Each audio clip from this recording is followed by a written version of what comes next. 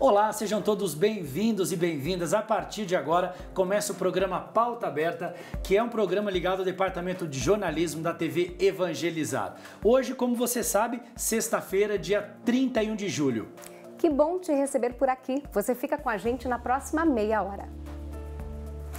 E nós começamos o programa com notícia boa, que vem lá de Marialva, no noroeste do Paraná.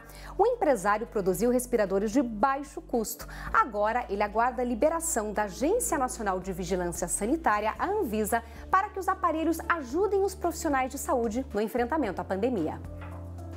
O empresário Valdecir Vicentim, de Marialva, no noroeste do Paraná, trabalha há 22 anos fabricando produtos para as redes de distribuição de energia.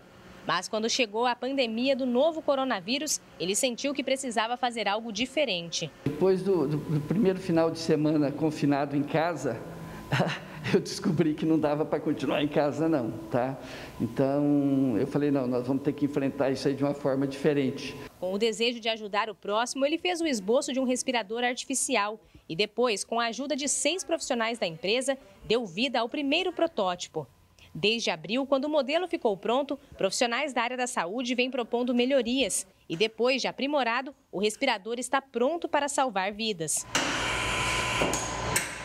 Ele realmente tem aí, vamos dizer assim, os parâmetros necessários para atender aí toda e qualquer necessidade com relação ao que é o requisito exigido do equipamento. A próxima etapa é conseguir a liberação da Agência Nacional de Vigilância Sanitária, a Anvisa. Nós temos tido um bom contato com a Anvisa. A Anvisa tem feito aí um bom trabalho, tá? E as coisas estão andando bem. Nós acreditamos que brevemente isso aí já estará liberado. Após a regulamentação do equipamento, o empresário tem o compromisso de fazer doações para hospitais de todo o país e contribuir ativamente no combate à pandemia. Eu espero que cada vez menos precisemos usar esses equipamentos. Mas no caso de necessidade, eles vão estar aí para ajudar o povo, com certeza. E atenção agora, pais e alunos. O Comitê de Volta às Aulas apresentou o protocolo de retorno das aulas presenciais no Paraná e trouxe detalhes de como vai funcionar o retorno das atividades presenciais quando for autorizado pelas autoridades da Secretaria da Saúde. A data do retorno deve ser definida em 15 dias para o início ou no final de setembro. Entre as principais medidas sanitárias estão previstas neste protocolo, como a compra de insumos e equipamentos de proteção individual, os EPIs, para todos os alunos e funcionários. E a Caixa Econômica Federal anunciou algumas mudanças na linha de financiamento do Home Equity, modalidade em que um imóvel é dado como garantia de pagamento. A nova linha, chamada de Real Fácil, permite que o cliente escolha a forma de correção do empréstimo, que poderá ser pela TR, pelo IPCA ou por taxa fixa. A modalidade será oferecida para pessoas físicas a partir do dia 3 de agosto. A Caixa também anunciou mudanças nas linhas de crédito para o financiamento de aquisição de terrenos urbanos e para a construção individual de imóvel. Para a modalidade de financiamento de lote urbanizado, poderão ser financiados valores entre R$ 50 mil e R$ 1,5 milhão, até 70% do valor do terreno e prazo de até 240 meses para o pagamento da dívida. Para mais informações, acesse www.caixa.gov.br. E agora uma boa notícia. Em meio à pandemia, alguns setores da nossa economia no estado do Paraná tiveram crescimento. Acompanhe. Os reflexos da pandemia já são sentidos. A economia foi um dos setores mais afetados. Apesar deste cenário, a indústria paranaense cresceu 24,1% após 2 meses seguidos de queda. Este é o melhor resultado do país. Já a indústria nacional cresceu 7% neste mesmo período, entre abril e maio deste ano. É um alento, para a situação que a gente está vivendo hoje, nesse momento de pandemia aqui no estado. No entanto, esse resultado revela um certo grau de cautela. Por quê? Se a gente olhar os indicadores de crescimento ao longo do ano, a atividade industrial aqui no estado do Paraná acumula uma queda na ordem de 8%, 9% aí na queda da produção industrial. Quando eu comparo maio desse ano com maio do ano passado, também nós temos uma queda aí muito forte de 18%. Então, esse resultado na variação mensal do crescimento de 24%, ele é positivo. De acordo com dados divulgados pelo Instituto Brasileiro de Geografia e Estatística, outros setores registraram alta no estado. São eles: comércio varejista ampliado, que engloba veículos e lojas de material de construção, 26,6%, crescimento acima do indicador nacional de 19,6%. Indústria alimentícia, 6,9%. Derivados do petróleo e biocombustíveis, 9,3%. Foram registrados avanços também nos setores de venda de eletrodomésticos, 30,9%, venda de imóveis, 22,9%, e hipermercados e supermercados, 13,7%. Já a projeção do Produto Interno Bruto, o PIB do Paraná, em 2020, na avaliação do governo, mostra sinais de estabilidade, uma vez que o valor atual é próximo dos dois anteriores, com queda estimada em 6,50%. Antes da pandemia, a expectativa era de alta de 2,3%. Outro setor que registrou crescimento foi o agronegócio. De Maringá, a repórter Camila Maciel traz mais informações. É isso mesmo, Sayla. Apesar de impactos negativos em algumas atividades, o agronegócio brasileiro se mantém firme e é um dos setores da economia que menos tem sofrido as consequências do novo coronavírus. No Paraná, o setor corresponde a cerca de 1/3 do PIB e em todo o país garante a segurança alimentar da população. O agronegócio, nesse primeiro semestre do ano de 2020, vem sendo impactado positivamente. O agronegócio hoje responde por cerca de 25% de todo o PIB do Brasil. Segundo o IBGE, em 2020 o Brasil deve colher um recorde de 247,4 milhões de toneladas de grãos. O número é 2,5% maior do que o registrado no ano passado. A produção de soja deve ser a principal responsável por este resultado, já que a colheita deste ano atingiu a marca de 125 milhões de toneladas, o que fez o Brasil retomar o posto de maior produtor mundial. Uma safra onde os preços subiram durante a sua colheita, saíram lá de preços na faixa de R$ 70 a R$ 75 lá no início de fevereiro, para mais de R$ 100 atualmente. Esses preços foram impulsionados principalmente pela alta do dólar, puxado também pela demanda da soja brasileira lá fora muito positiva, muito aquecida. Os produtores aceleraram também a sua comercialização. No Paraná, também há otimismo para a colheita e comercialização do milho, que mesmo com a estiagem, em alguns casos, deve ter rentabilidade parecida com a soja. O seu Luiz, produtor rural de Ivatuba, no noroeste do estado, investiu em tecnologia e em tratos culturais e no começo da colheita chegou à marca de 130 sacas por hectare. Quem fez bom investimento, quem fez contratos, teve os contratos até bons, hoje o preço está excelente, então já se fala em rentabilidade bem maior do que na soja. O senhor está feliz então? Claro. A expectativa é de uma safra brasileira de milho de inverno ao redor de 73 milhões de toneladas e para o Paraná na casa de 11 milhões de toneladas. Ou seja, a expectativa é de um ano bom para o milho, igual foi o ano passado. E agora nós vamos mudar de assunto, falar de saúde. Amanhã, sábado, dia 1º de agosto, é comemorado e celebrado o Dia Mundial da Amamentação, esse ato de amor. E nós conversamos, a equipe do Pauta Aberta conversou com a nutricionista Priscila Freiberg. Ela vai dar dicas extremamente especiais e muito importantes para as mamães neste período fértil. Vamos falar então um pouquinho sobre a amamentação e sobre como a nutrição pode estar ajudando as mães nesse período tão importante de amamentação. Então, o aleitamento materno é o único alimento realmente capaz de suprir todas as necessidades do bebê. Para que ocorra a amamentação, o nosso corpo precisa de uma alimentação para a produção de leite, de uma alimentação muito variada, muito colorida, contendo todos os grupos alimentares. Por quê? Para a produção do leite, para a amamentação, a mulher tem uma alta demanda energética no seu corpo. Então, com isso, se gasta em torno de 500 calorias a mais para a amamentação. Então, deve-se ter uma alimentação colorida e variada, contendo todos os grupos alimentares: proteínas, carboidratos, gorduras de boa qualidade, frutas, fibras, leguminosas, feijão, grão de bico, para que não haja nenhum tipo de deficiência. E todos esses nutrientes serão passados via aleitamento materno para essa criança. Então, tudo será transportado através do leite. Então, todos os alimentos que a mãe come e os nutrientes acabam sendo passados através do aleitamento materno para a criança. Um mito muito importante é que se fala que alguns alimentos estão ligados à cólica do bebê. Então isso é um mito, não existe nenhum alimento que cause cólica no bebê, então não deve-se fazer nenhum tipo de exclusão alimentar. Ocorre que, pelo potencial genético, pela mãe ter alguma questão genética de uma possível intolerância, então se a mãe tem intolerância à lactose, por esse potencial genético, pode ser que a criança venha desenvolver algum tipo de intolerância. E aí, se a criança desenvolver alguma intolerância, alguma alergia a algum alimento, avaliado isso através de sinais e sintomas e exames, aí sim se exclui o alimento da dieta.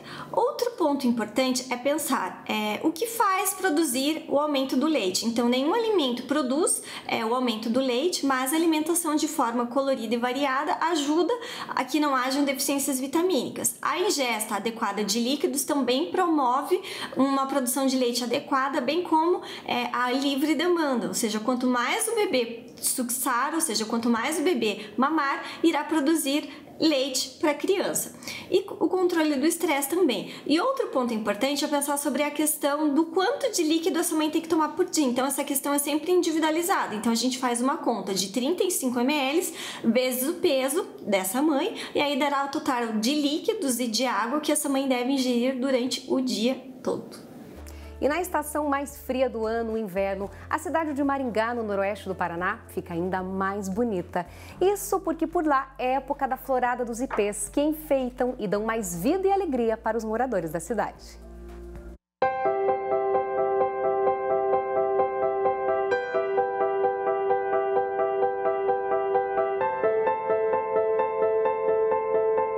Nas ruas da cidade, a rotina tenta seguir em frente. Com a saúde sobrecarregada e a economia fortemente impactada pela pandemia, a população vai aos poucos correndo atrás dos prejuízos. O momento é de preocupações. Mas, no alto, na copa das árvores, o que se vê é diferente. Por lá, o ritmo é leve, colorido e cheio de vida. É que no inverno, Maringá fica ainda mais bonita com a florada dos ipês.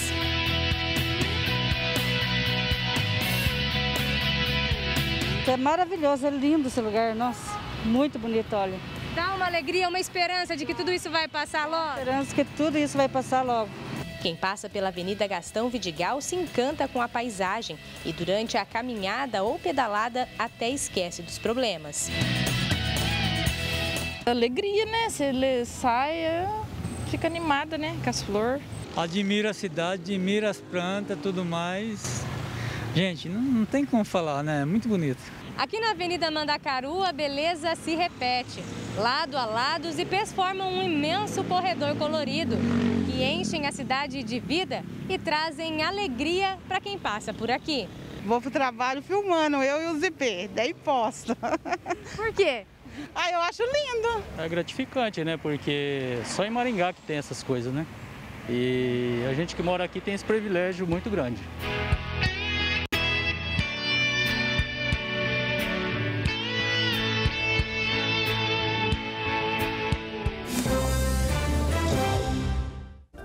Fabiana, como é bonito o ipê, né? O que me chama a atenção é a cor das flores. Nossa, né? Com certeza, Rafa, de encher os olhos, belíssimas imagens. Belíssimas imagens, né? O pessoal brinca muito que mesmo sujando, né? Porque o ipê, essa florada do ipê, né? Suja bastante a calçada, mas é uma sujeira que vale a pena, né? Vale a pena, com certeza. Gente, nós vamos para um breve intervalo. Daqui a pouquinho o programa Pauta Aberta volta para todo o Brasil com muito mais informações para você. Não sai daí, já voltamos.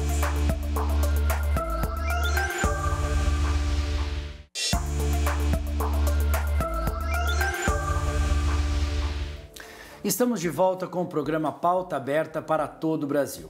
Bom, nessa época de quarentena e de isolamento social, aumentou muito o consumo de açúcar dentro das casas. É claro que as pessoas ficam ansiosas com esse momento e aí escapa comer um docinho ali e um docinho aqui.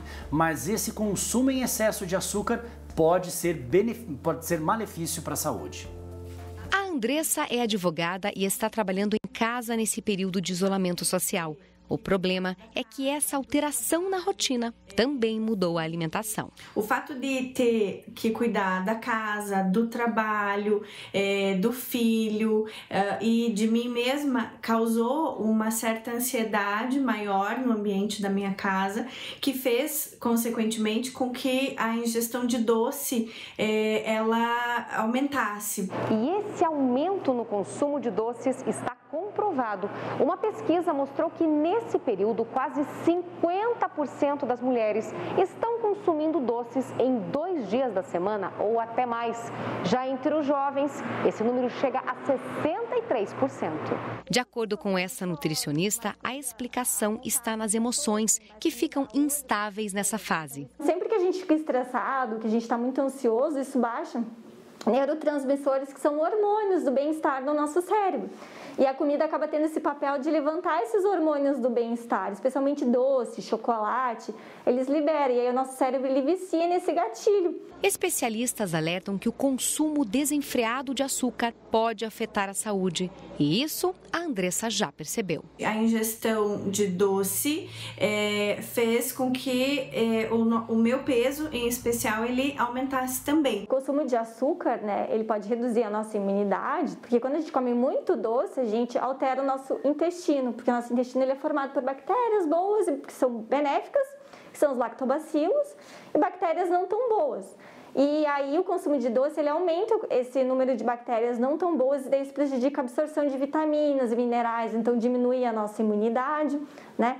Além também do risco elevado do desenvolvimento de diabetes, porque daí ele aumenta a insulina, que é um hormônio que regula, né, os níveis de açúcar no sangue, especialmente diabetes tipo 2, o aumento do nosso colesterol, dos nossos triglicerídeos, que são tipos de gordura em nosso sangue, então aumentando aí o risco de doenças do coração e também, né, o excesso de peso, né, o aumento do peso, que também é fator de risco para o desenvolvimento, né, dessas doenças, né. Isso não significa que você tem que abrir mão de um docinho de vez em quando. O segredo é fazer algumas substituições. O chocolate você pode substituir por um chocolate com um pouquinho mais amargo, não precisa ser lá 100% cacau, mas pode ser lá o 40, 50, que um pouquinho mais amargo. Você pode fazer substituições bolos com farinhas integrais, né, com açúcar demerara, açúcar de coco, que são açúcares um pouquinho melhores.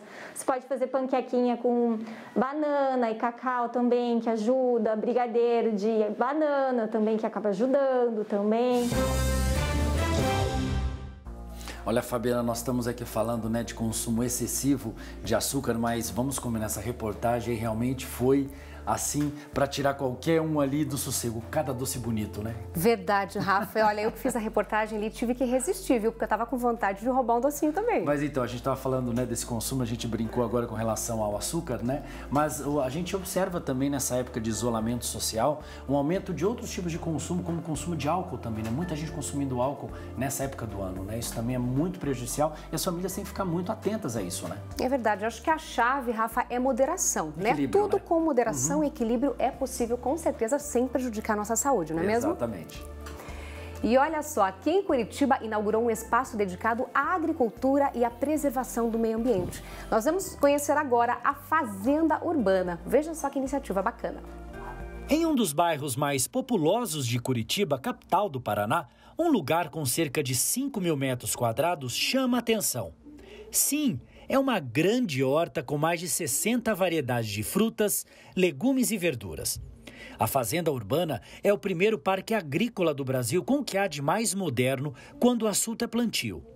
Um dos objetivos deste espaço é despertar a importância da preservação e a educação ambiental. Mas a Fazenda Urbana de Curitiba ela tem por objetivo ser uma fazenda-escola, onde as pessoas da cidade vão ter a oportunidade de aprender os diversos métodos de cultivo, para poder fazer em casa, no apartamento, as plantas da época, como cuidar, como colher, enfim, e tudo num sistema de agricultura orgânica, favorecendo também a saúde de todos. E a sustentabilidade também é um dos focos deste espaço. A primeira forma de sustentabilidade, quando você produz parte do seu alimento, você cria uma pressão menor na cadeia produtiva, de transporte de alimentos e de desperdício também. Aqui na fazenda nós temos uma usina fotovoltaica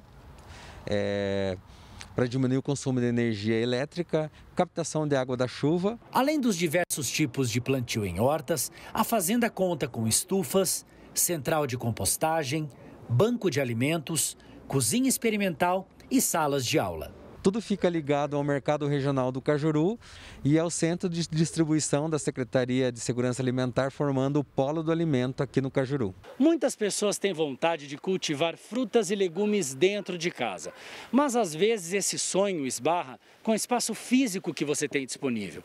Porém, esse é um dos objetivos desta Fazenda Urbana: mostrar que mesmo na sacada do seu prédio ou na lavanderia da sua casa, é possível sim você ter a sua horta caseira. Todas as possibilidades podem ser realizadas, para que você possa ter desde um tempero ou até uma hortaliça na sua casa, onde você veja o crescimento dela e saiba que é um alimento cultivado sem agrotóxico. Em função da pandemia do coronavírus, o local está fechado para visitação.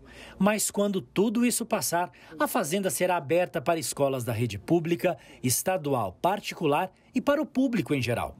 E uma vez que estamos falando de educação e sustentabilidade, não poderia ficar de fora o papel social da fazenda.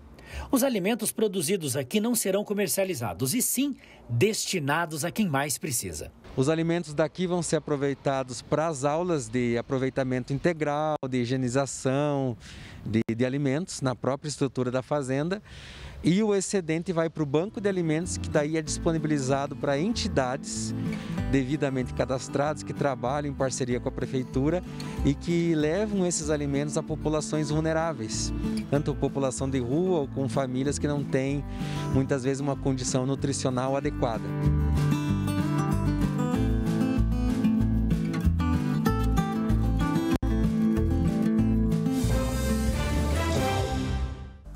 E agora eu te convido a conhecer uma história de sonhos, de luta, de resignação, daquelas impactantes. A Anne é formada em designer gráfico e se mudou para São Paulo para tentar a vida na cidade grande, mas se deparou com uma realidade bem diferente. Após muito sofrimento, ela conheceu seu propósito de vida.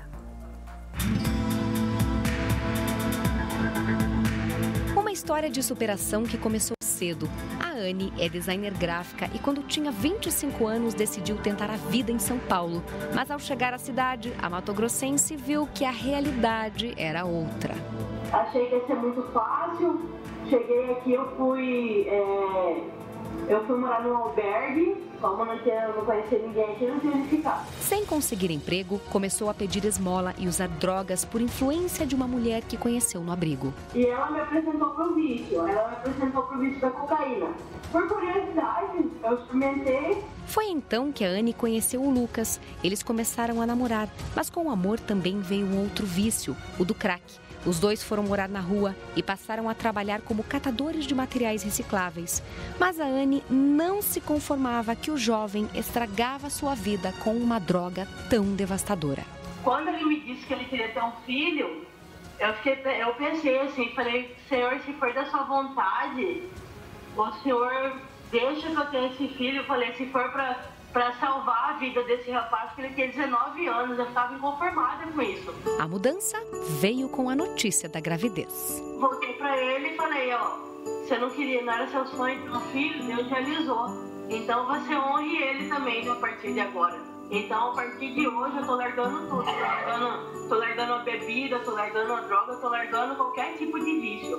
E eu falei pra ele, se você quiser continuar comigo e criar nossa filha junto, você vai ter que parar também. E tantas lutas também fizeram a Anne descobrir um propósito de vida. Ela criou um perfil em uma rede social que promove a valorização dos catadores de recicláveis. O que vem sustentando a gente são os comércios essenciais, né, que estão abertos, que ainda estão gerando alguma reciclagem. Comecei a gravar e eu vi, né, que as pessoas, a partir daí, muita gente não sabia de muita coisa. As pessoas tinham dúvidas básicas sobre, não só sobre a nossa profissão, mas sobre a reciclagem em si, sobre a separação de materiais. Sou muito feliz, sim, eu falo que o meu marido é a minha grande vitória da minha vida. É possível, sim, vencer. Que Deus, ele faz maravilhas na nossa vida que a gente não é nem capaz de imaginar. Basta apenas eu querer, para que eu seja o teu milagre, Senhor.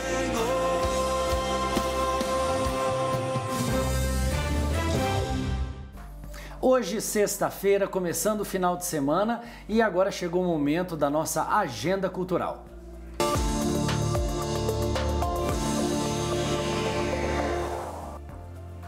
Na terça-feira, dia 4 de agosto, às 7h30 da noite, será realizado a live Coro Arquidiocesano Luz dos Pinhais, com transmissão pelo Facebook do Conselho de Leigos CWB. Participarão deste momento o doutor padre Marcial Marceneiro, as cantoras católicas Beth Lopes, Renilde Chiquito e Renato Ângelo como moderador. Será um bate-papo sobre vocação e, é claro, muita música. E no domingo aqui na TV Evangelizar, você acompanha uma programação preparada especialmente para toda a sua família, com homenagens ao Dia da Cultura Nordestina. Confira o que é destaque no domingo. Todos os domingos, a TV Evangelizar leva até você e sua família uma programação especial. Às 11 horas, Santa Missa com Padre Reginaldo Manzotti. 12:30, você acompanha a história de Santa Maria Madalena no Cine Evangelizar.